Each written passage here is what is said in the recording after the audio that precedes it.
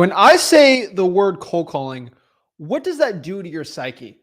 What's the first word that comes to mind when I say the word cold calling? Do you shiver in fear? Is it the scariest word I ever said? Do you have shivers going down your spine? Or is it something that's like, oh yeah, that makes me money? Like what do you think when you hear the word cold calling? For most beginners, when it comes to any type of business, let's just call real estate the thing, they think of cold calling and they think of it as the scariest, most crazy thing ever that only people that watch Wolf of Wall Street do. And it's like, oh my gosh, I'm so scared, right? And it really honestly freaks you out. I completely get it. As somebody that's taught hundreds of thousands of people to get their first 50, 60, $100,000 in wholesaling real estate, the one that has hundreds of thousands of people in my free wholesaling course, I've taught a lot of people how to cold call. And a lot of people always come up to me and they'll say, Zach, how do you make cold calling so easy? Or what's the secret to it? And all these things. And honestly, the fear of cold calling, I do look at it as not a disease, right? But like, it's kind of a little thing, not terrible. But honestly, there is a small little cure to getting over the fear of cold calling. And, there's a couple of things I can always do to anyone. There's no magic cure crazy to it, but like in under an hour, which I'm going to do today with you, I'm just going to give you basically the blueprint to getting over your fear of cold calling. And honestly, without even doing any cold calls at all. Like that's kind of the cool part about it. Now, obviously, the more calls you do, always better, right? But I just feel like so many wholesalers, they have this thing in their head that says, oh, I'm scared of cold call. I'm never going to cold call. And I honestly didn't ever want to make this video today. I'm just being completely honest. Like it's in freewholesaling.com. Like I just tell everyone to cold call more, but like I'm getting so many new wholesalers coming in and they all come up to me like, Zach, how do I get rich in a week? Or how do I get my first deal in a week? I'm like, cold call. And then they come back to me and they're like, Zach, I cold called and I haven't gotten successful. I'm like, how many calls do you make? And they're like, I made 6. I'm like, what?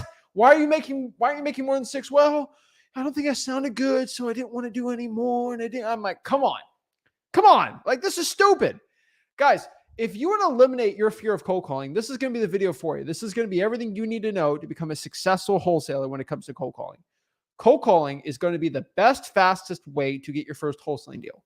You can gain your skills talking to sellers. You can get extremely confident. And the most important part, if you are ever the person that is mentally in your head like, oh, my competition, I can't beat them.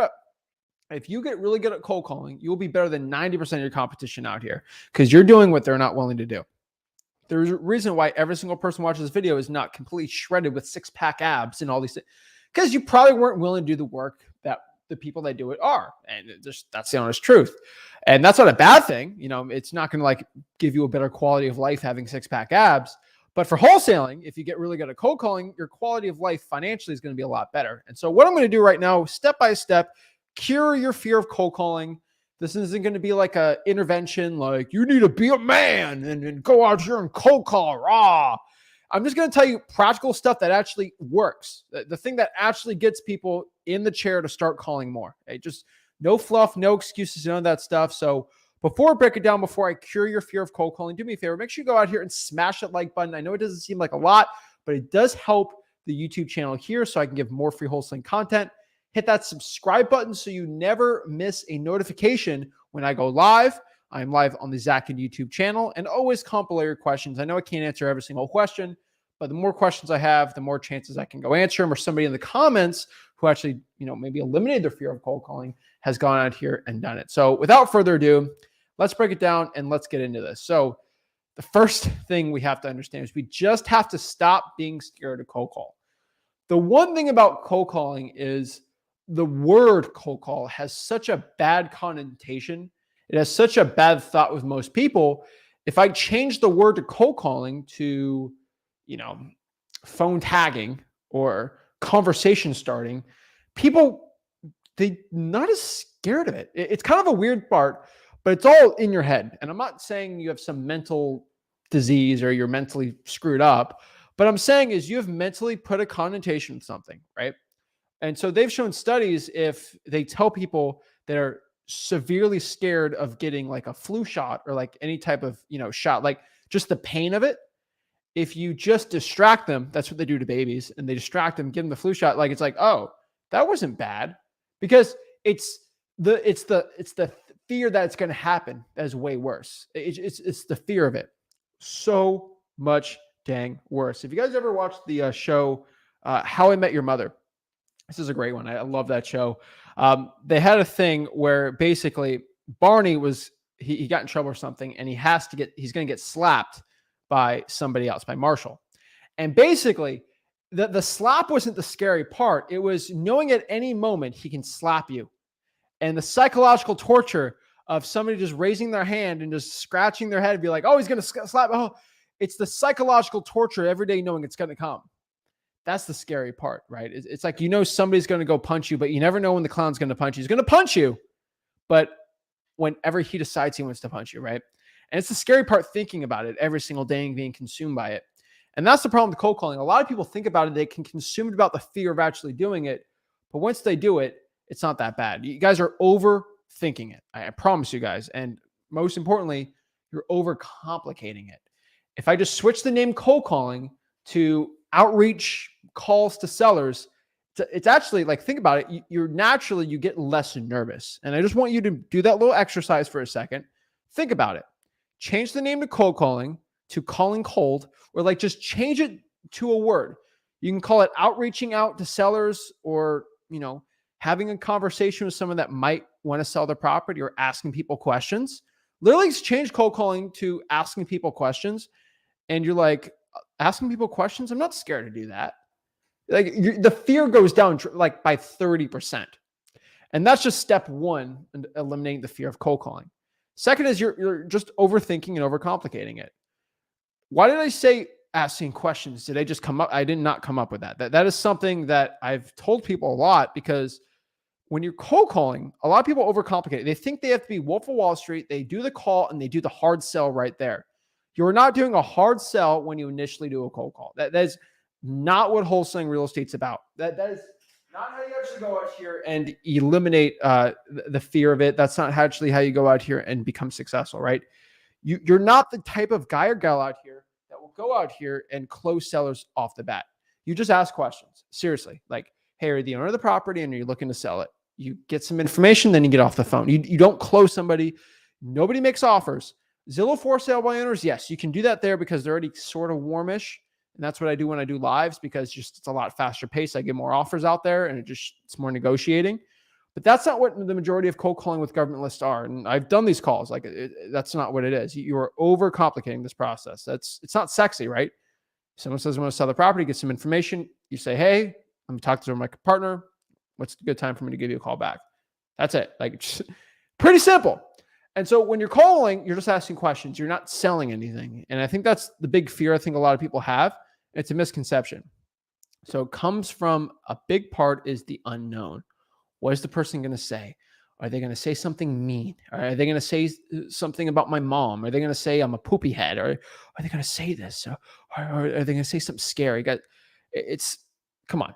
I'm telling you guys, you got to stop feeling sorry for yourself. Somebody is going to go out here and say something mean to you. That is an uncomfortable truth in cold calling. How you deal with that is the biggest change I think you can have. And so one example you have to have in life is, if anyone watching this ever grew up in the public school system, let's say you go to a regular middle school. Okay. I think middle schools are way worse than high schools, like with bullies and people being mean because we're all like tweens. And the average middle school, there's 2,000 people in it. Do you think out of 2,000 like tween teenagers, do you think one of them are going to be really mean? 1 out of 2,000, be honest with me. Of course, one of them is going to be really mean, and they're going to say something mean about you because they feel bad about that. That's how bullies are, right? That they feel something insecure about themselves and they take it out on you. That's usually how it happens. So you got to understand that, like 1 out of 2,000 cold calls, someone's going to say something mean to you. It's going to be that high school bully, that middle school bully. What's the worst that you're overcomplicating this and you're overthinking this. So let's go back to the overthinking part.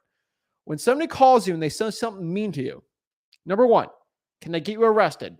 No, because what you're doing is completely legal. Okay. Can they get you fines or cost you a bunch of money? No, because you're calling TCPA compliant, like Zach Ginn teaches you. So that's all legal and there's no fear of this. What can they do? Here, they can only do one thing. And just being honest, they can do one to two things. They can either say they want to sell their property and hey, you actually make money? That's good. Or they can lie to you. That's it. They either want to sell the property or they can lie to you. That's pretty much it. I mean, they could say no, I guess, but that's saying they can say the truth or lie to you. They say the truth, they want to sell or they don't want to sell. So they say the truth, they want to sell the property, or they're going to lie to you. And what's the lie? Number one, you're a-hole. You're a this word. You're a that word. You're a meanie poo. You're a poo-poo head. I'm saying nice words. You use the imagination, but they're going to say you're this. And here's the truth about anything anyone's ever said about me. As somebody that has hundreds and hundreds and hundreds of thousands of followers, one out of them is going to say something mean about me. And some of them are pretty good jokes. I'll just be completely honest with you. There's some really good ones out here, I'm not going to break down some of those funny jokes, but there's some good ones, internet jabs at me that I honestly, they're pretty good. But one thing you got to understand is, as long as somebody says something to you, and if you believe what they say is true, then it automatically is a truth in what you think about. But if somebody says that I'm a broke wholesaling guru, I just laugh at that. I'm like, are you kidding me? Compared to the other broke wholesaling gurus, I literally just came back from the bank from another deal. I was like, I know in my heart that I ain't a broke wholesaling guru. I make a very good amount of money every single month off my passive income. I don't really care at this point, right? And I know because it's a bully, they're reflecting their insecurities of being broke back at me. Why do you think gurus always make shots at me? Because they're broke, insecure, and they're sad, they're losing sales because I teach wholesaling for free, and they bring it out to me and they try to diss me and stuff, right? That's how it works, okay? And so what you have to understand is, if somebody says something mean to you, no, it's a lie. That's it. One really cool thing I always do, and this is always a litmus test of when somebody says something mean to me, I always say back, and you guys, you can use this form for yourself because you're overthinking this. If someone says something mean to you, John, you're a stupid, ugly person. You're a poopy head, and you're a terrible person, and I hope you rot everywhere. All I'm going to say is, my mom thinks I'm cool. My mom thinks I'm cool. That's all you got to say back to that person. First of all, when you say that to somebody, when they say something mean to you, if you come back and say, my mom thinks I'm cool, what are they going to say against that? Obviously, it's pretty common your mom thinks you're a cool person because everyone's mom loves them, hopefully. Maybe some people on this, they don't. But like, what do you say to that? No, your mom's wrong. No, my mom's right. My mom's pretty cool. My mom knows me better than you. So who am I going to believe?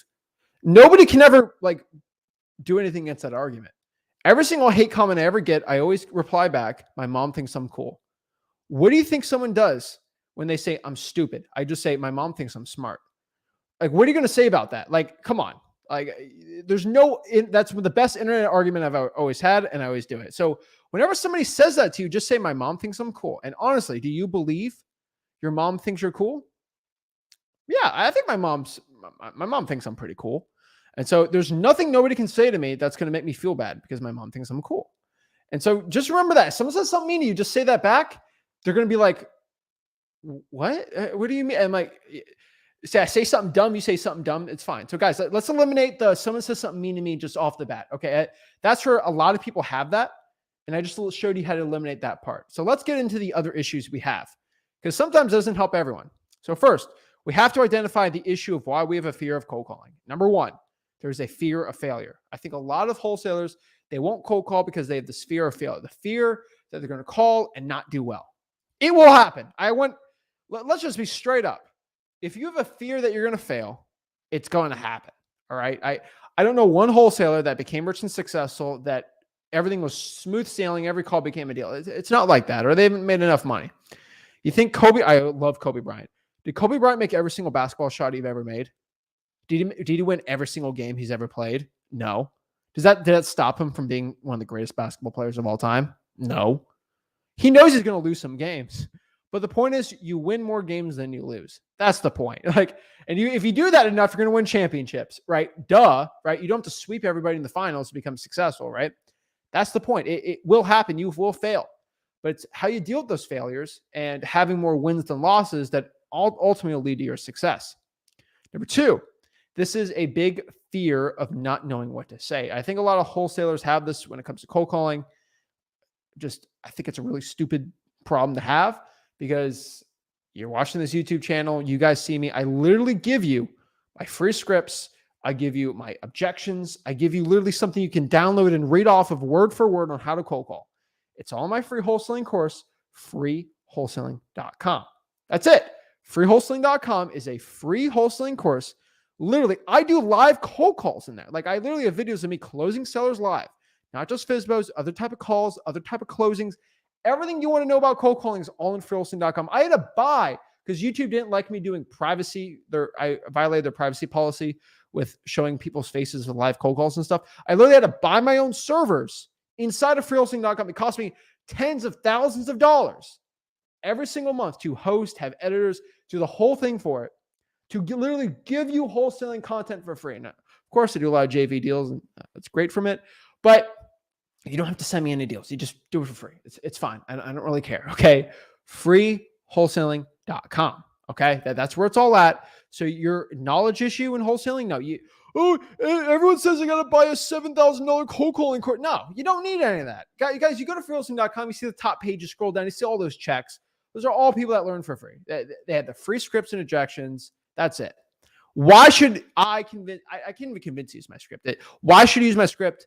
It's simple and it's the best one out there because it's simple. If I can train a VA from the Philippines who 6 months ago didn't know anything about talking to sellers to being one of my top producers, getting deals every single month, just from my script, my skip tracing, and my calls, I put them on a dialer, I tell them what to say, and it produces deals. You can do way better. A lot of my VAs from the Philippines, South America, they can go out here and get me wholesaling deals. I literally start them a week later, they can find deals. Why? Because they just focus on my simple script. There's no deviation. There's no crazy questions to ask. Somebody who has English as a second, third, or fourth language can get wholesaling deals like this because the script is so simple. You can roughly know English a little bit, but as long as you know how that works, you're fine, right? Like I could literally, if I translated my script to Spanish and let's say, everyone speaks Spanish instantly. Let's do a thing. I could figure it out, right? I know enough Spanish, sí or no, right? Like, so I learned how to say the script in Spanish. Of course, I have an accent.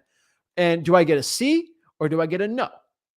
And that's how the script works. If I get a C, I say the line and then boom, I can bring it to the CRM. That's how it works. That the script is so foolproof of like not knowing what to do and that fear of, there's no excuse why you can't become a successful wholesaler from it. That's it. Number 3, this is another big fear I see a lot of people have, but this is the fear of not sounding good, the fear of not sounding confident, the fear of all these things, right? Oh, Zach, oh my gosh. Oh, I don't know what to say. I feel like if I talk, I'm not going to sound good enough or I'm going to sound perfect. You're not going to sound perfect. You might not sound good. You ain't going to sound perfect, but it's worth doing it, guys. Nobody who ever did anything was instantly amazing the first time. No chess master was the best chess person in the world. No tennis player was automatically the greatest tennis player in the world starting out. None of those things, okay? They had to start from the maybe objectively bottomish and work their way up. That is literally it. They just had to work their way up. That's all you do in wholesaling. You just go from here. You ring up the ladder every single day. That's it. If y'all ever played, I played this game as a kid, Chutes and Ladders. I love Chutes and Ladders. I haven't played Chutes and Ladders in 12 years. But Chutes and Ladders is you just climb up the ladder. Sometimes you roll the dice, you get down the chute, and it's kind of sad, but you just climb your way up and eventually you win. You're never going to constantly keep going. You're going to get some bumps in the road, but eventually you're going to keep going up. And that's the point here. You're not going to sound good automatically off the bat. You're not, guys, if you've ever played basketball, your shot is never going to be perfect. I don't know one person that's trained in basketball that was worse at playing basketball 5 years after than when they first started, right? There's people that are, they're in their prime at 30 and they get worse at 40, but like you start from zero, you get there, right? I promise anybody watching this, if you ever start weightlifting, like you've never touched a weight in your life, if you went to the gym for an hour and you do like Arnold Schwarzenegger's routine and you eat enough protein, I promise you, after a year of lifting weights and all you did is, let's say, bench press, I promise you, your bench press will be a lot better. You'll lift more weights after a year than just by not doing it at all because your muscles are going to get bigger. Your wholesaling muscles are on your mind. The power of cold calling and the skills you have with cold calling It's not a muscle. It's not like a tangible muscle you can see. They're honestly neurons in the brain that you train yourself to get better at every single day. So it's not me being muscular that makes me a good cold caller. It's the skills I have in my mind, the mind, the brain power that can go out here and do everything, right? And all you have to do is sound more confident, sound more perfect to be good at cold calling is by just doing it more. That's it. You practice and become better. Alvin Iverson, practice. We talking about practice. That's what I'm talking about, guys. You don't have to practice every single day, but you just have to do it better and better and better. I truly believe so many wholesalers, they want to be at this level, but they're not willing to do the work. I promise you that there is somebody out right now that is 16, 17, 18 years old that probably has a kid that is broke. They have a kid. They got to feed the kid. Are they willing to do more cold calling than you? Probably, because they need to feed the kid. They need to put a roof over their head. They're sick of living in their mama's basement. They're willing to do more to get out of their situation than you are. I promise you, there's wholesalers in my market that they were making hundreds of thousands of dollars a year. I have no one specific example. I don't like saying this example because it's really mean. And I think people look down on me for saying it, but it's just an honest truth. So I do have to say it. There was this one wholesaler in my local market. My first year in wholesaling, he made all of his money. I would say 50% of his money from bandit signs. Okay. I think he made around $240K, if I could guess, in assignment fees. This was like a 40-year-old man. Okay. He had 2 daughters and a wife. Okay. And he lived like 10 minutes away from me. He used to put up bandit signs in my local market. He started taking my bandit signs out.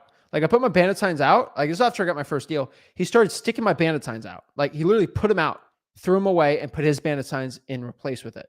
Because he made 120 grand a year from bandit signs and the other 120 from like, I don't know, direct mail or something stupid. What could I have done there? Should I just sat down and said, okay, I'm going to give up and I'm going to keep working my bag boy job? I don't know if I've ever said this story on this channel. I flip with the break. Like when I first started the channel, I say the story. I did a bandit sign war. I decided to get up at 5 a.m., take his signs out, put my signs back in. And I kept doing it every single day until he decided to quit. And when he decided to quit, guess what? I got all the bandit sign deals. And that helped me get 100K my first year. And he had to sell his house and his income went really bad. And he decided to switch careers. And do I feel bad for a guy that had 2 kids and a wife and he decided to lose half his income because I was willing to work harder than him?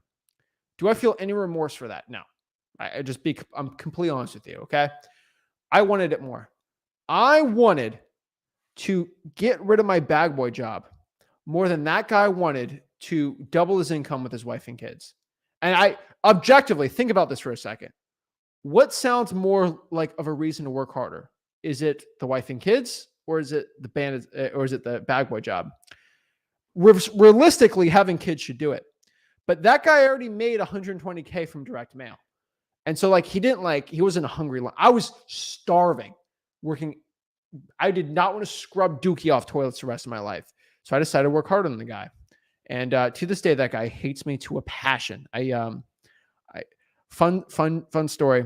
I saw the guy at the gym, I think like a year ago, and he hates me so much. That's all I don't want to get into any drama. That guy, I don't go to that gym anymore. But like that guy does not like me at all. Okay. I just want to be completely honest with you. And I'm gonna shut it up because I know the guy's probably watching me. He's trying to find my secrets. But eventually I graduated where I do JV. Most of my deals are JV deals with you guys because it's that I'm trying to get 1,000 deals this year and I don't have to work on that. And maybe he's putting bandit signs out anymore. Yeah, I don't really see him, but I've done a couple of bandit sign wars in my way. But like the moral of that story is who wanted it more. It's not of who had the better reason. It's who wanted it more and who was willing to get up at 5 a.m. every single day to take the guy's bandit signs out. I was. Okay. I did some very, God, I don't even want to talk about half the things I did. He didn't know who I was, but I knew who he was. And so I always say this. Okay. This doesn't make sense, but code enforcement did find the guy's name and address And let's just say he got a lot of fines, and that's why he stopped bandit signs. That was another reason why. Um, at 17, 18, not my proudest moments, but it made me an extra probably 60 grand that year. And it got me out of wholesale. It got me out of bag boy job. So like, I'm not scared of it, but like, it's the things you're willing to do to get back to that point. And he knew that was all for me. That's why he quit it, because he knew this kid wasn't going to stop. So that being said, what are you willing to do? I'm not saying don't do what I did, but I'm saying I was willing to do whatever it took to become a successful wholesaler. I want you to know, like, that was my mindset. It was all or nothing. And I was willing to do anything. And so are you willing to put in the work and do it? That's it, right? And so confidence. How do you gain confidence as a beginner? Confidence, in my personal opinion, and I think everyone's can say, is a confidence is a belief in what you say. It's a belief in the words you say. And it's really, truly believing in what you say is truth or not truth. For example, if I go out here and talk to a motivated seller, I talk to that motivated seller that my name is Zach, I'm looking to buy your property for cash, me and my partner. Do you really believe the words you just said? If you do not believe the words you say, you're going to say ums, you're going to say buts, you're not going to sound confident doing it.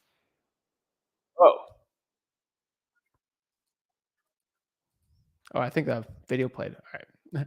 That was funny. All right. We had some auto plays on there. All right. But the truth is, it's the belief in what you say. That's what it is. So if I didn't believe what I said, I'm going to have a lot of ums and buts in that conversation. What does that mean? Hey, my name is Zach, and I'm looking to buy your house for cash, me and my partner. Versus, hey, my name is Zach, I'm looking to buy your property for cash, me and my partner. Are you looking to sell your house? What's the little cues? When I don't believe in what I'm saying, first verbal cues, I'm not looking at you straight in the eye. I'm not sounding more direct, right? Like, I'm looking at you straight. When I look up, it looks like I'm finding an excuse from saying something. If you ever talk to sellers in person, you'll see that. A lot of it's hidden psychology, but it's just how confident you are. And so how do you do it? The more experience you have, the more you're going to believe yourself. But if you truly believe you're in a partner who has cash, if you do reverse wholesaling, you have cash buyer right there ready to go, you should be fine, right? Confidence is a very important part. Confidence is something I can teach you, but honestly, you're just going to have to believe in what you say. Most people have to have experience to feel confident. You don't really need that. Got my first deal with no experience. I think everyone that got the first deal really have experience with it. You just got to go after it, right? One important part is you just got to stop feeling sorry for yourself. I don't know what I have to say to you to make you stop feeling sorry for yourself, but you got to stop feeling sorry for yourself. I would say not a big portion, but there's a portion of people watching this. They utterly feel sorry for themselves and their situation.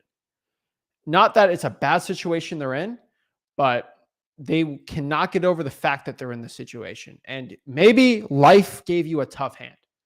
I promise you, like, I think I got pretty lucky being born in the family I am, being born in the situation I have, having my health and family. A lot of people aren't in that situation. I completely understand that.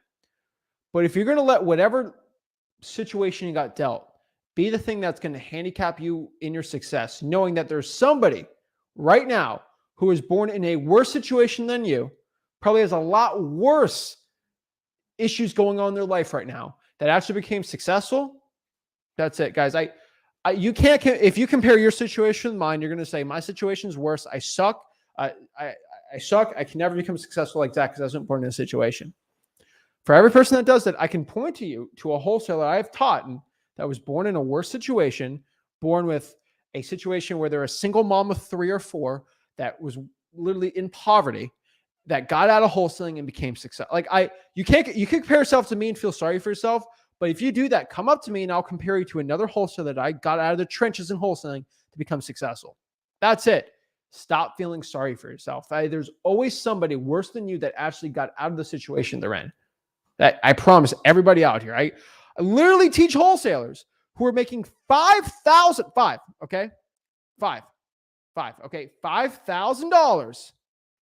a year in Trinidad and Tobago. Trinidad and Tobago, look it up. $5,000 a year was their salary, and they made $50,000 on a probate deal. Are you telling me that you're living a worse life than that person? Probably not. They used the power of the internet on a smartphone to get a deal. Then they got the title company to give them like this e-wire thing. It was crazy. $50,000. Trinidad and Tobago. So what are you feeling sorry for yourself because you're living in the greatest country ever with free internet basically at every library? Come on. I don't want to hear it from you. All right. Go out here and do what you have to do for your kids, your financial future, and everything becomes successful. In wholesaling real estate, there are 5 uncomfortable truths when it comes to cold calling. There's 5 uncomfortable truths you have to overcome to become a successful wholesaler. Write these truths down and say to yourself, is this a truth that is stopping me from starting cold calling?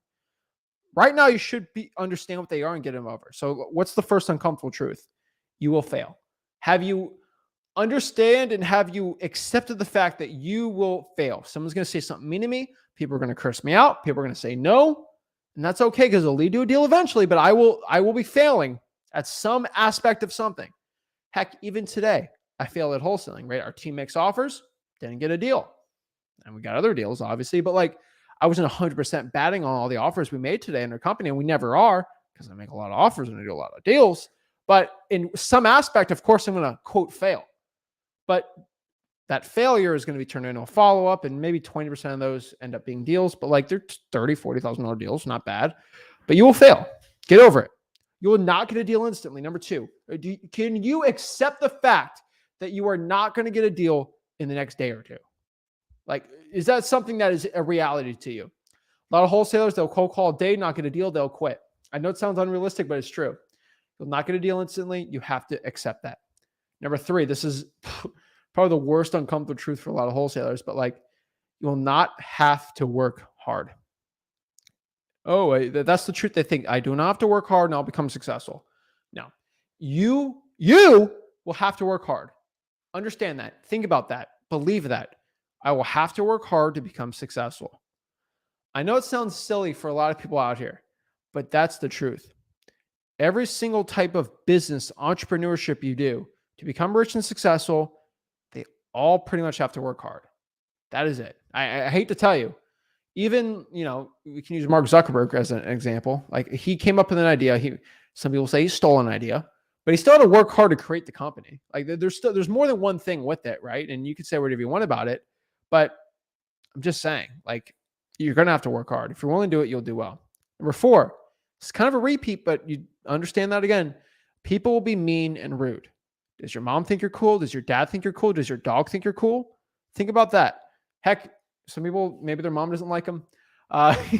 Think about it. Does your dog think you're cool? My dog thinks I'm pretty dang awesome. I'll tell you that. All right. My dog thinks it's pretty cool when I walk in the door every morning, no matter what, or in the evening. This guy is a cool dude. That's what my dog says. So think about that. Does your dog think you're cool? Okay. So I don't really care what this guy has to say because my dog knows me pretty well. And he thinks I'm a cool guy. And that's all that matters. Okay. Do not get caught up on what everyone thinks about you. Okay. If I care what people thought about me, I'd probably look a lot different. I just wear what I want and I do what I want because I want to get rich and I just want to live the life I want. Number 5, you are doing everything in your power to become a better wholesaler.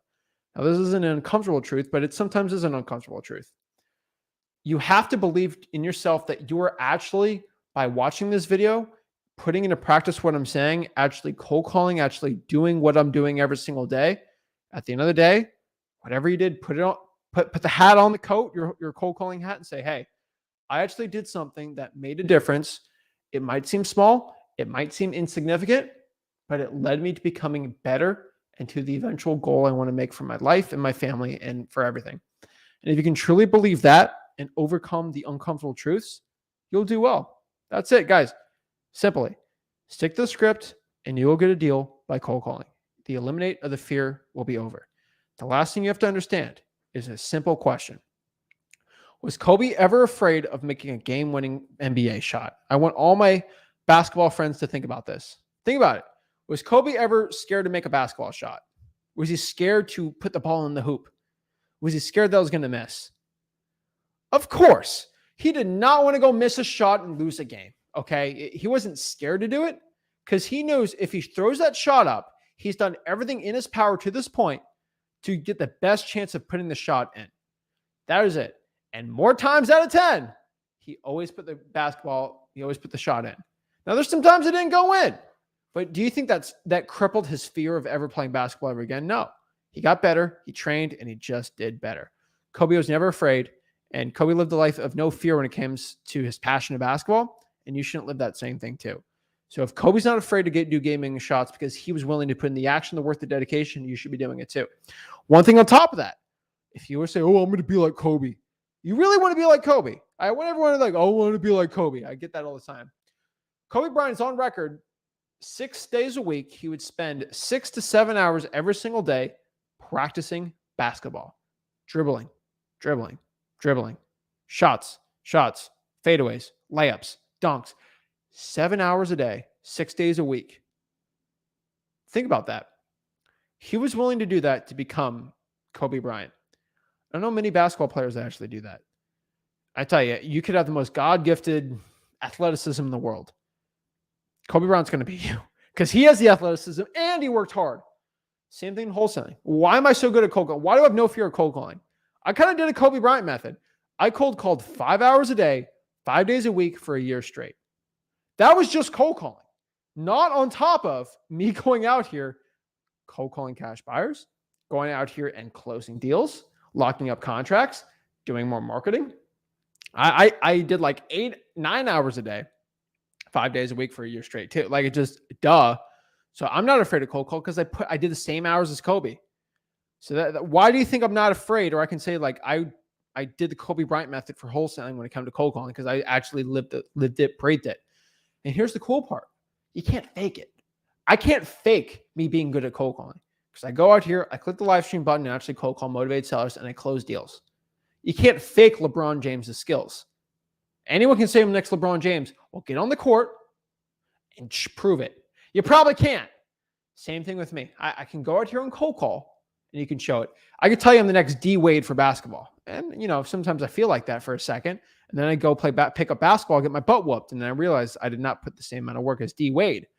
You know, I'm never going to lead the Heat to a championship like Jimmy Butler. But, well, Jimmy Butler doesn't give us a championship yet. But it's incoming.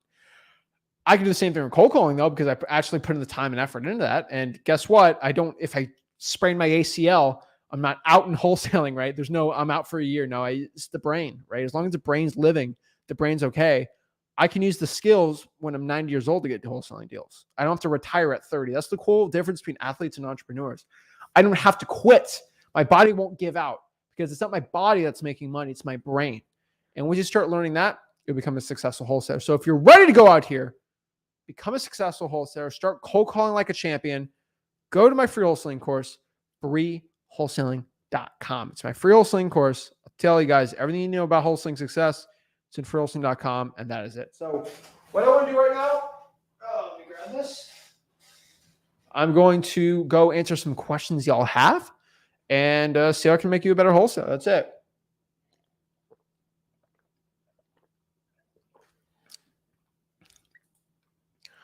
Oh my gosh. You know, I'm not going to pull this comment up because I think it's really stupid. I've had 4 or 5 DMs every single day asking if I'm going to join this Olympics. It's like real estate wholesaling Olympics. The answer is no. Okay. I'm not going to join no Olympics. That's kind of stupid. All right. Like why am I going to do that when every other person is just so bad at wholesaling? I can't give a platform to a broke wholesaling guru. And also on top of that, some person reached out to me to do their little Olympics thing. Like some guy had this wholesaling competition. They said, Zach, you should join it. And I'm like, okay, fine. What was it, like an hour? No, you're going to have to do tryouts for 5 hours. And then you're going to have to do a second round for another 5 hours. And then you're going to do this for 3 hours. And then I'm like, what? You want me to spend 15 hours closing sellers for free for you. And then you're going to charge people to watch it? What?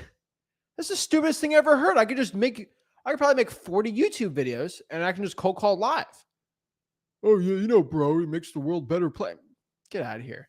I ain't doing anyone's guru competition. All right. It's so stupid, guys.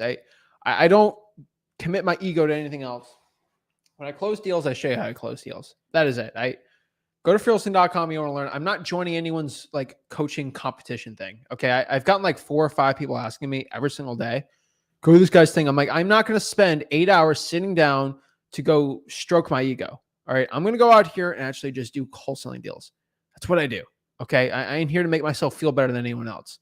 You want to go compete with me? Go out here and do the same type of cold calling I do and do more deals than me on a live stream. Nobody ever clicks a live stream button and cold calls and closes more sellers than me. Nobody.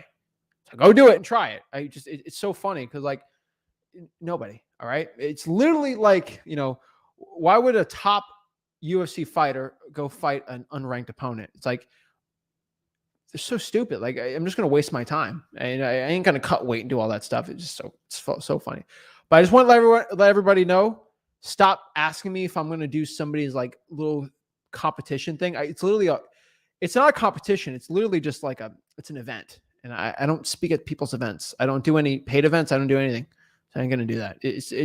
I always call it, I say it's wholesaling. It's a coaching course in disguise, and I'm not willing to do that. So yeah. Ghost Man. What's up, Ghost Man? What's the best app to find the most accurate numbers for sellers? If you want to do most accurate, I'd do batch leads. If you want an app, TruePeopleSearch.com on your phone is probably the best one. That's probably what I'd say. The best cheap skip tracing, I would say, is Listeriacom if you have it, but each person is different. So, it's whatever you want there. But yeah, Listeriacom is probably going to be the cheapest one. That's accurate, but ultimately it's all up to you. Bep Tex says, Zach, what if the seller wants to talk to a partner that we talk to when we give an offer? What would you say? Yeah, they can talk to my cash buyer. I just got to let the cash buyer know it's up. But yeah, I'm not scared of it. If you act scared, then you're not going to sound confident. That's all we kind of talked about today, sounding confident. So funny. Fudge them kids. Hey, I was willing to do whatever it took to become successful. I know for a fact that person still does not like me at all. And I don't even get in that story. That's for a different day. And I will say that a different day. I'm actually I don't want to get sued for defamation from somebody. It's everything. Let's just say there was one altercation with that person inside of something that was recorded on camera where the person tried to physically attack me. I'm not going to mention names. The person actually tried to physically attack me. And I walked away. The guy was like 5'2", just by the way. No, I'm kind of tallish. It was kind of the funniest thing ever. I don't even get into it, but I actually have videos of that person who tried to literally physically assault me because I literally took away money from their wife and kids. But I'm not getting into that one. I can get in the whole guru drama all day. I've lived quite an interesting life on wholesaling I've never even mentioned on camera. And I think one day I'm going to have a tell-all confession about it. If you talk to Rick, he'll probably spill the beans on it. That's all I'm going to say. But I've had my competition try to literally physically attack me because they actually saw my car once because I was beating them so bad to a bloody pulp in wholesaling. And I was 18 years old. I was a high schooler. So that's how good I am at wholesaling. I have my competition literally trying to physically assault me. Funniest thing ever. I wish I could tell you it was a lie, but it's I swear it's true. It's so funny. I don't know many other wholesalers that have that story, but one day I'm going to have a sit down. I got to talk to a lawyer about it. I think I'm going to do a video. And so just FYI, everyone, I did a video where I had a real estate wholesaler who stole a $75,000 deal from me. And I actually had the recordings of the guy actually telling me to F off. He was a big wholesaler in my area. He told me to F off. I had the recordings of it. This is when I was 20 years old. So right when I started the YouTube channel. And then I had the call with the lawyers recorded on my call rail of the guy saying, I'm sorry, I mess with you. And please don't sue me. And the guy was begging me not to sue because I could have sued him for $100K with breach of title and everything. He clouded title and stuff. I was going to release a video on that when I was like 20, and then lawyer told me no. And so I just made a video about it. I call him Donald Duck. That's the lawyer said I can call him Donald Duck. If you live in the Florida real estate wholesaling area and you know the top wholesalers, you can figure that out for yourself. People know who Donald Duck is. But he stole a $75,000 deal from me because he thought I was, quote, too young to be making that much money.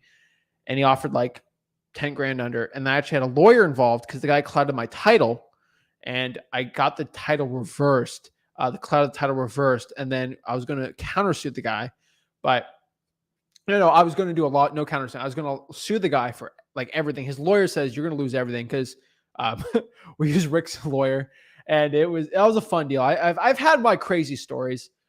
When you do a lot of deals, you end up having nutty things happen to you, and I think one day I'm going to do a tell-all in it. Maybe when I'm 9 years old, I can do it. It's some crazy things that happen to me, man. I've had this year over $100,000 stolen from me just in JV deals, just from people I JV with, right? And the person that sent us the deals decided to circumvent me and just go straight to the buyer. And I was like an iffy buyer. Over 100K this year of just stolen deals. But if you compare that to the millions of dollars I made from JVing, it's fine. But like, it's just water off a duck's back for me. And you just got to get to the point in wholesaling where it's like it doesn't affect you anymore.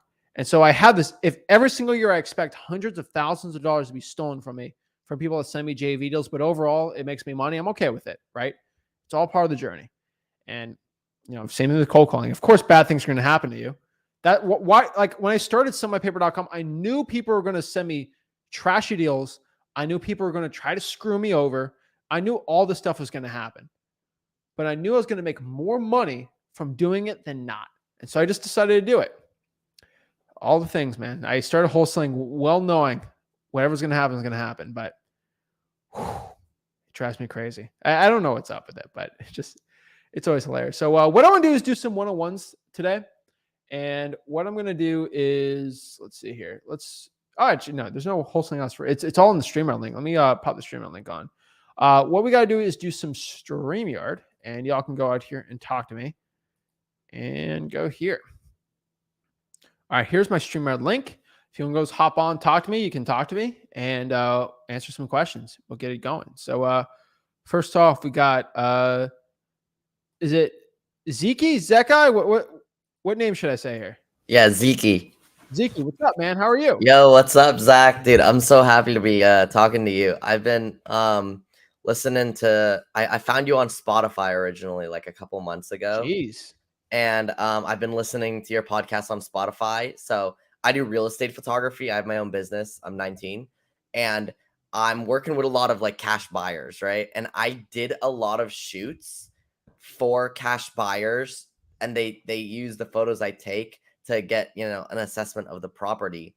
And I work with a lot of wholesalers too who hire me to get photos to get a value of a property. So I was like, yo, I need to start wholesaling. Like, that's what I need to be doing, because every single one of these guys that I talk to, they're like, telling me about how much they're making off these things and whatever. So I've been listening to you and trying to learn as much as possible. For the last couple months, 3-4 months or so, I've just been grinding out your videos and everything. So I officially I'm also studying in college. So right now I have like enough free time to actually get started, and I'm spending this month to try and like do basically your 30-day challenge that you had last month, but I'm just doing it on my own this month, right? I like it. Trying to get my first deal in these next 30 days. So I just had a couple quick questions. I actually started like actually doing things yesterday. Yesterday I did about 4 hours of driving for dollars. I don't think I'm doing it good enough because I only got about 200 leads in 4 hours, which isn't that great. That's pretty good, man. Is it good? Okay. Oh, yeah. But what's not good is today I did the cold calls. This is how many people answered. 7. That's a bad amount, right? 7 out of 7 200. out of 200? Yeah. Actually, What's today? That's how many hellos I got. What's today? Right? That was today, yeah. What's today? Is today Tuesday? Sunday, Is today Wednesday? Sunday. Today's what? I'm thinking because it's What's a Sunday. Today? Today's Sunday. Yeah. It's not a good cold calling day, man. Really? Monday through Friday, bro. You go to freewholesaling.com. Monday through Friday. Okay. Maybe I'll try again. PM, Monday through Friday, those are the best times to cold call. I did the 2 to 7 p.m. thing. 5 to 7 p.m. is the best. You already knew that, dude. I did know that, yeah. You did know that. I knew the 2 to 7 p.m. Friday. I even knew the 2 to 7 p.m. thing because I did it I started around 3 or 4 p.m. because I was thinking, okay, so it's probably because it's Sunday. I thought it wouldn't make that much of a difference. Clearly it did because it's clearly 200 does, people. Dude. Okay. I had a couple. Man. I had a couple more quick questions. So with driving for dollars, I'm in like the Tampa Bay area, but I Where are we like do talking? Bradenton, I've been focusing on like Plant both City? Where in Tampa Bay are we talking? North Tampa, like Temple Okay. Terrace area, and also Lakeland. Okay. Because I do shoots like all over like this area, and I know I go to all the like shithole properties, and I know all the like bad like locations that are good for wholesaling. You know? Okay. So, I mean, you're throwing a lot here. Polk County ain't St. Petersburg. So, like, these are Yeah. completely different areas we're talking. Should If I you're focus? talking about Yeah. Lakeland, bro, I Yeah. can go to West Lakeland and get 100 drawing for dollars leads in like 5 minutes. Like, duh. Yeah. All right. Yeah. So you got to find where in Lakeland there's actually good deals. There are Yeah. specific parts in Lakeland that have low crime rates that are really low prices that are great. Plant City Mhm. has those, right?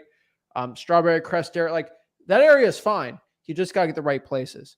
And so one thing Okay. I can tell you is you got to get the right places for your drawing for dollars. If you're in the hood, you're going to get okay deals because the crime rate's too high. You want to get low crime rates in cheap areas. Okay. And so that I think that's one thing. I don't know if you heard me say that before, but that's going to be a really big key Mhm. for you doing deals. On top of that, number two, everyone watching this is going to know. Did you do reverse drawing for dollars? Did you put sticky notes out? No, Why not? because I didn't have like a list to follow. I just wanted to A start off with list? driving What? for You, dollar. you don't Because need a list. for You find reverse ugly houses. driving for dollar, don't you need like addresses? Like, isn't reverse driving for dollars the whole point? Like, you There's go to two ways to drive specific for reverse drive properties. for dollars. You get addresses and then you do that, or you just drive. You find an ugly house. You slap sticky note on an ugly house. Okay. That's it. Yeah. Hey, this is Zeke. I had a quick question about your property. Please give me a call back. Google Voice number. Yeah. And guess what? You don't have to sit on your butt and cold call all day. You don't have to go spend money on skip tracing. It's actually a lot easier. Yeah. So tell Okay. everyone, put your favorite Taylor Swift song on and just drive around town, and you don't have to Yeah. cold call any day. So the people Yeah. that watch this video that are scared to cold call, go out here, listen to your favorite music, and just reverse drive for dollars. You don't have to make one cold call. Deals coming to you. And so those people scared to cold call, you can just reverse drive for dollars. It's fine all day. And guess what? Those people are going to take your sticky note. They're not going to call you Sunday. They're going to call you Monday. And boom, you're good to go. Reverse drawing for dollars is key. It's way easier than drawing for dollars, man. And would I target like, so with that though, you're not targeting like vacant property. You're targeting properties that people live in that You just can do vacant assume. houses too. Here's the cool part Can I? about a vacant house. Once or twice a year, the owner goes by the vacant house. You're going to see that Mhm. sticking out. Okay. Okay. That's it, man. Because this is what happened. The people who did answer my phone, every single one of them were like, "Oh, I get a million calls a day." Two of them were like, "Oh, are you going to ask me if I want to sell my house?" Like they have gotten so many calls. Apparently, every single one of them knew what I was up to. So it's like, I think the area isn't the right area that I'm targeting, but I mean, I get that all the time, man. But I mean, I think really, you should reverse drive for dollars. okay, I think that's a I'll do really that. important one to have. I have Man. sticky notes in my car. I bought the sticky notes. I just didn't do You it. have the sticky notes, dude. Dude, The only I thing didn't stopping think is yourself, man. the way I thought of it was like vacant properties. Like, who's going to see the sticky note? The person And that it's goes by once or twice a year. every single one of these properties also has like a freaking no trespassing sign on it. Like, they don't want anybody walking up and doing whatever. But Okay, fine. There's a no trespassing sign. You know what my secret is? I do the car. I open up the windshield wipers and I put the sign underneath it, and I don't knock on the guy's house. When he goes in his car, he's going to see a sticky note there, and I didn't do you no said that in trespassing. one of your videos too. You're in Florida, dude. But how many Yeah. people have fences and nice gates? If there's a nice fence guarding the house, either the hood or it's a really nice house. It's not an Yeah. area. And most people in Florida, it's a random street. You walk up to the door, you're good. Yeah. And you're legally walking up to a sidewalk, you're all fine. If that was a problem, all the Mormons, Jehovah's Witnesses, and political people would all be arrested. They don't So get true. arrested. It's legal, Yeah. man. Okay. Okay. So I'll do reverse driving for dollars. I'll slap some Reverse drive sticky for notes dollars, on. man. All right. Can I ask another question? Sure. Let's see. Arrest records confuse me. Okay. So this is what I don't get, right? They got arrested, right? I'm supposed to call them because if they go to prison, they're going to want to sell their house so that their house isn't just sitting there. But if they got arrested, aren't they in jail so they can't answer their phone? No. So if you've been around the prison system and dealing with people like that and understanding the process, most people just do bail. They're all out on bail pretty Okay. much. You got to remember, most people that get arrested I know on the news, everyone gets arrested for like attacking 15 people. I mean, it's Mhm. Florida, right? You're riding an Yeah. alligator, you go attack people with alligator. It don't work like that. Okay. It's not that. Most people get arrested for like petty crimes, stealing, going out here. DUIs are really big. Most wholesaling dealers are actually DUIs. DUIs, yeah. DUIs aren't like menaces to society. Like they do very terrible things, unacceptable things, unapologetic things, but they're not people that like I'm scared at night knowing a DUI is gonna go attack me at my home. Armed Mhm. robbery, aggravated assault, other unspeakable things. Those are like everyone thinks that's 90% of crime is not that. Most crime is like stupid public intoxication, like stupid stuff, right? Most crimes, those things that like you don't really go to prison for, but like you do some little bit of time for it. That's pretty much it. Wire fraud stuff. Like it's not most crime isn't the scary stuff you see on like 2020. All right. I just want everyone to Mhm. understand that. I'm not telling you to go talk to people on death row. Like that's not going to be it, right? Regular, there's crimes out here, and there's still people too, and just stuff like that. One thing that's very common is like drug possession. You know, it's a little weird sometimes with it, and I'm not the biggest fan of it, but like those are human beings too that still are wholesaling deals. And me, I've made enough money doing it where like I'm okay with it, right? Now, if somebody violently assaulted women and stuff, I'd probably not want to go near their house, and it's probably not something I'm gonna will. I'll virtually do it, but I'm not gonna like I make educated guesses and stuff, right? I had one deal I made 50 grand on. The guy was a probate, and the son was the person I was doing with a probate on. Scariest deal to this date. He went to jail for distributing weapons and distributing drugs and weapons, and his friends kept going by the house. And that was the scariest deal I ever wholesaled in my life. I didn't want to get started on that one, but I got that one wholesaled. I basically did it virtually because I was so scared of the guy. I just, I didn't want to deal with the dude. I think I legit thought he had drugs and weapons in the house. And so I just wholesaled it. And like stuff like that, is it worth the 50 grand? It probably wasn't, but there's still money in it. So virtual wholesale, the ones that are scary, but man, no one talks to those type of people. Like they treat them like garbage and, do a crime, you're convicted. It's probably not a good thing, but they're still wholesaleable houses. You still make money on it. So this is the part that I'm a little confused on. If they're out on bail, wouldn't most people who are out on bail, like at least with not crazy crimes, assume that they're not going to go to prison, so they won't want to sell their house? If you blow 0.9 or like 1.4 in a DUI and you crash into somebody's Okay. car, you're going to prison. So should I like focus on DUIs mostly with that arrest records list? All of them, man. Petty Okay. theft, stuff like I just like anything. I just Okay. I do like, you know, th- there's Just ones on call and YouTube. I see. can't really say the keyword, but you kind of know, like, Yeah. no, right? Outside of that, I think you're fine. Like very violent, scary crimes, probably And, no. Ask and yourself, are you 100% scared to go to that person's house? If you are, I'm not scared probably of don't do it. anything. Fuck it. I know you're not $10,000 scared is of somebody, but if somebody, $10,000. try to attack 3 people with a weapon, you probably don't go to their house. Yeah. Okay, Yeah. just understand that. And so, like, I'm not scared, but I'm not dumb. And so Yeah. you do that, you'll be fine. You can virtually Yeah. wholesale anyone, though. All right. Yeah. Yeah. That's true. That's true. And then one last thing, like, should I look up their house and like try and like assess it before calling them, No, or no? because here's the problem: when you do that, if I had 1,000 leads, and each lead, let's say, for example, took me, let's do 5 minutes. I had 1,000 leads, and each lead to assess would take me 5 minutes. That's 5,000 minutes divided by 60. That's 83 hours of analyzing I have to do. Now, if I do 1,000 calls, let's say 20% of them answer, and then let's say 25% of those say they want to sell their property. How many is that? That's 50 yeses out of 1,000. That's pretty good. 50 times 5 minutes is 250 minutes, which would be, I would spend 4 hours on people that want to sell the property versus spending 83 hours. So it's better to get a yes than analyze than the other way around. It saves Yeah. you 85 hours, Yeah. which could be used to cold call more. Yeah. Okay. And then I think I'm also gonna start putting up bandit signs. Is it a good idea. I mean, you talk about it, so I Yeah, I guess love it is. bandit signs. If they work, they work. Though you gotta test them all out. Where should I buy them? Do you know? Do you have any idea? I You know can do Home Home Depot Depot sells right things on like them. I'm not yeah, gonna give legal advice on them, obviously. yeah, But I mean, you could figure it out. yeah. Cool. That's about it. Thank you so All right, much, Zach. keep It it was a up. pleasure Appreciate being it. on this call. I need 100 sticky notes for you. Call me again. All right. Yes, I will. I will. I swear to God, I will. Tomorrow, All right. I will. Get it going, man. Yep. Perfect. Awesome. Love it.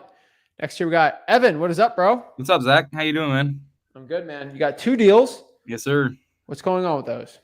So the one deal, the one in Sharon that I told you about, the one I accidentally started sending you the information on when you asked about the other one, that's going good. I have it under contract. I put out bandit signs today that I talked to your dad about, and I texted you about. You responded to me, so I put those out today.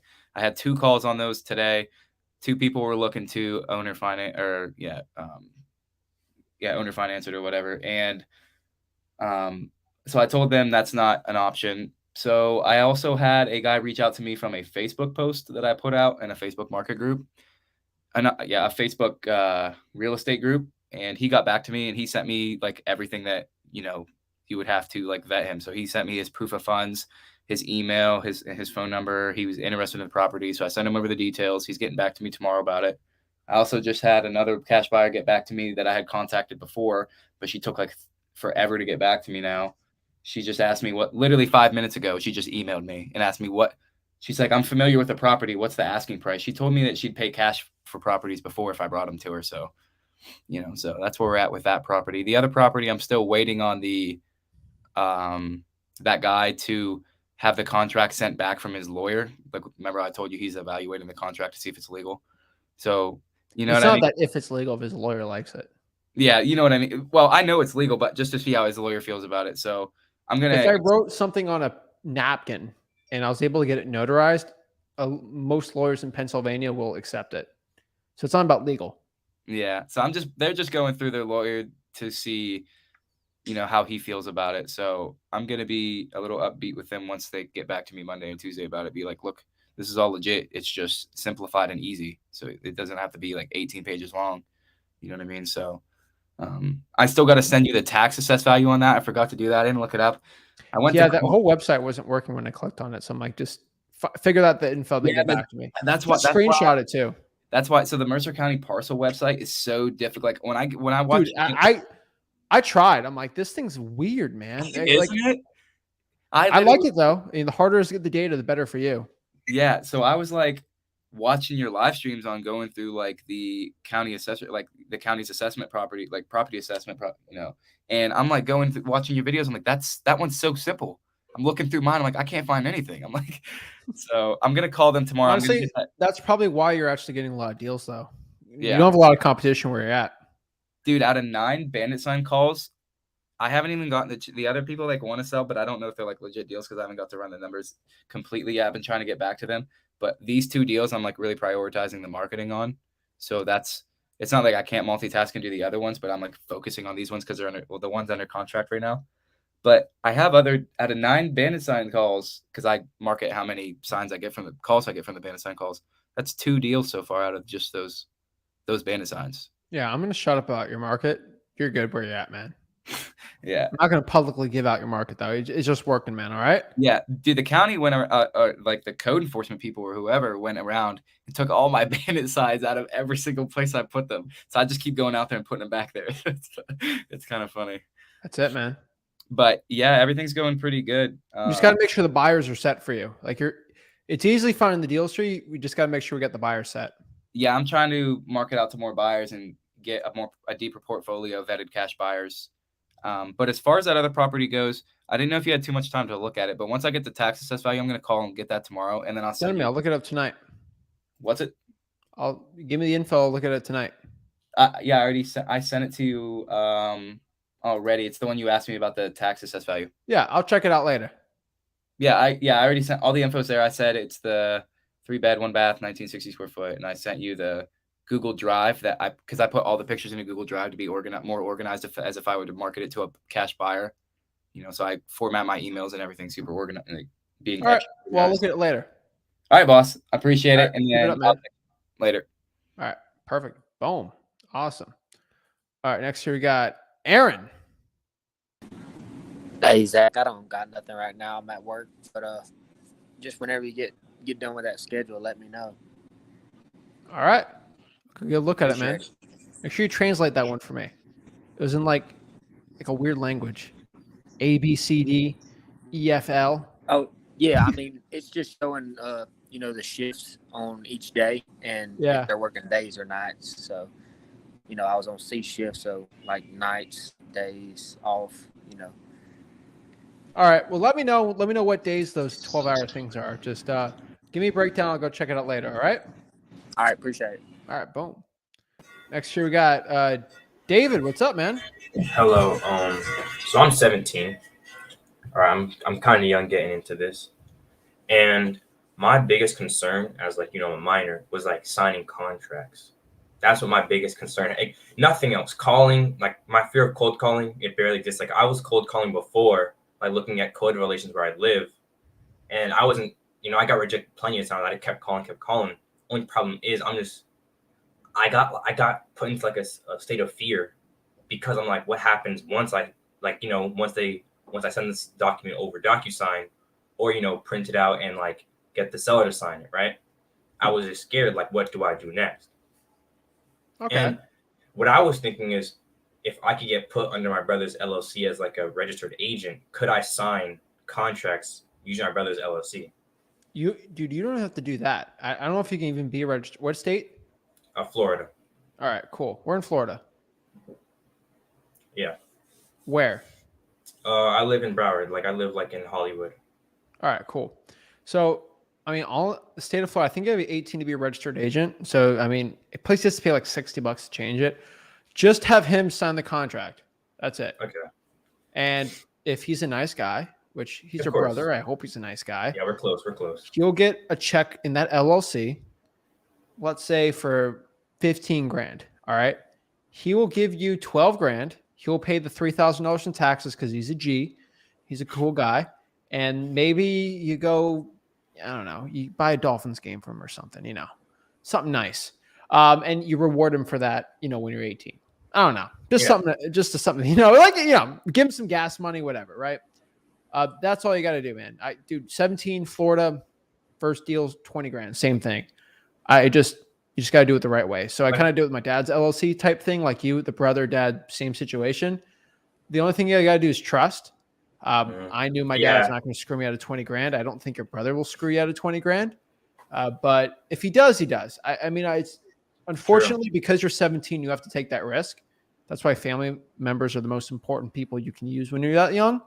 Outside of that, it's all mental, man.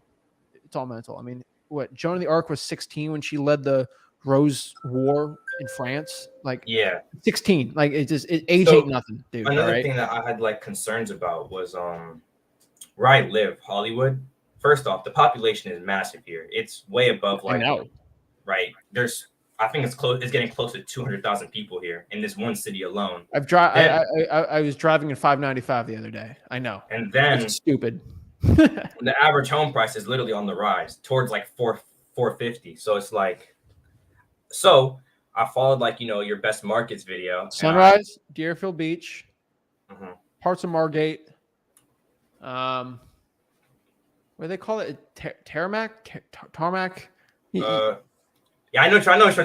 They're cheaper areas. They're not the hood though. I'll tell you one place to avoid though. People everyone tries to wholesale in Lauderhill. Do not do Lauderhill, man. Cash buyers don't want to buy there. Yeah, I was just about to say that because it's honestly, in my opinion, it's too ghetto for an investor to want to buy and fix up. I'm not saying anything bad about Lauderhill, but there's areas cash buyers want and don't, like Sunrise. Let's use that for example. It's kind of inland, kind of by the Everglades. Got the Panthers playing there. It's not the hood, but they're cheap, and buyers love that area, right? I feel like the reason Miramar too. Miramar, that's a good area too. There's a lot of room for improvement in these cities. Yeah. So they want, because it's not like, oh, it's just straight shitty houses. It's more like there's good houses here, and there's regular houses there, and so they can fix those up into good houses and make a good enough profit. Well, David, the secret. It's low crime, cheap houses. Exactly. So those areas I just said, they're all good. Lauderhill, for example, has very high crime, but they have cheap houses. Right there is crazy. Miramar is not like the lowest crime area, but it's not terrible. And the prices are actually pretty decent. So that's the way I look, man. Because really what I was thinking, I was like, maybe I should try, virtual wholesaling. And so I watched your market video and I went to Pensacola and I was like trying to call FSBOs, just to get my practice and just to look around to like try to find comps and use Zillow and stuff. And so I was trying to call FSBOs in Pensacola and try to get like a deal because, calculate the ARV times 70% or whatever. And then you subtract the repair costs and anything under that is your fee, your assignment fee. And it's just like, that's how I was comping. And I'm going to assume that's correct, right? Yeah. I mean, that's not bad. Pensacola's not a bad area, man. I would do a 50-50 approach if I were you. Okay. Some people can make Fort Lauderdale, Broward work. Some people can't. The problem is South Palm Beach kind of sucks because you're in Boynton, Boca. Not the best, man, because Boca's too bougie. Boynton's kind of a little too much in the hood. Now you got West Boynton that's different. I mean, the best wholesaling deal near you might be by Green Acres, West Palm, but that's way too north for you. And then Miami's kind of too weird. You're in a weird spot. Broward's okay-ish. I would do 50-50. All right. That's the best one I can tell you, man. I mean, it's not the best area, but it's not the worst. Well, that's really all I had questions about, Yeah. I just need that peace of mind to I guess be able to focus up and not really have like the worries about that type of stuff because those are my biggest worries. Like, should I go virtual? Should I not? Because I know Hollywood for me is not really like a good market to start like wholesaling in. So, I was gonna go virtual. I watched your market video, I looked at Pensacola. Pensacola, there's a lot of room for improvement, and there's like I was looking on like Zillow to see like the sold renovated houses. And they're going for like, 220 to like 260 right now. Yeah. And I'm seeing some on Zillow for like 140, checking the pictures on. I could probably negotiate down like 20,000 and I'd probably be able to make an assignment fee of like 10K. And it's like, I'm looking, but, and so I appreciate you give me this peace of mind. Also tell me to trust my brother. Like I trust him a lot. Like he wouldn't do it. Like I know for sure he wouldn't screw me out of like money. Because he knows that if I can make 20K by myself, imagine what the future holds. Because it's 20K now is not going to be 60,000 later, the only reason I say is because I've seen family members do way worse, man. Not my family, but I've seen family members in parts of wholesaling that have screwed people over so many times. So that's what I always say, everyone's got different family situations, stuff like that. But yeah, I'll do 50-50 and see what happens, man.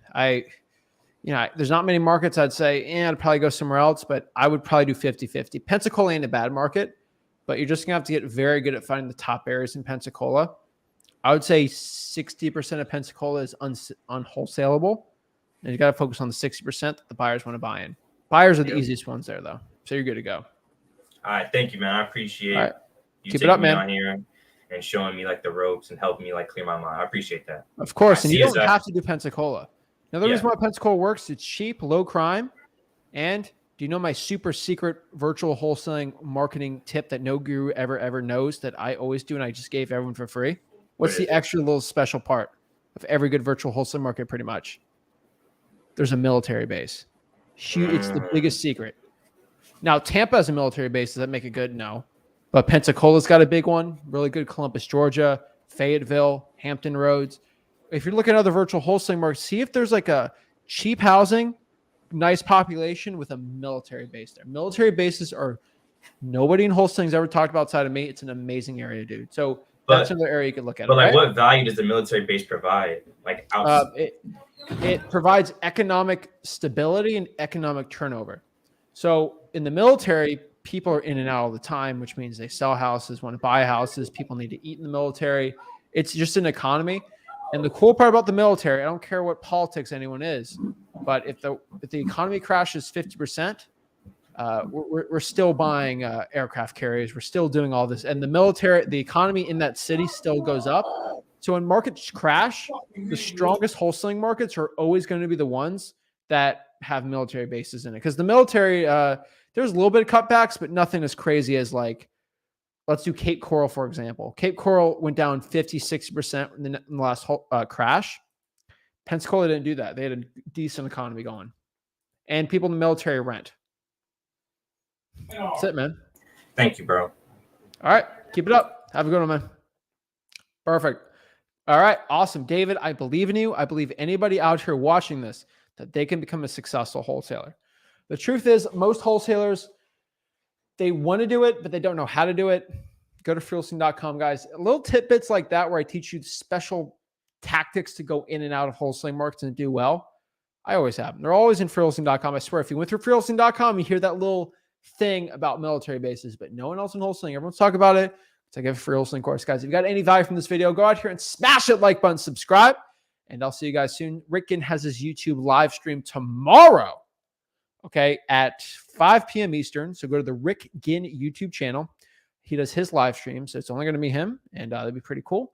And yeah, regular live stream schedule all set out. So guys, go to freelisting.com, hit that like button, subscribe, and I'll see you soon. Have a blessed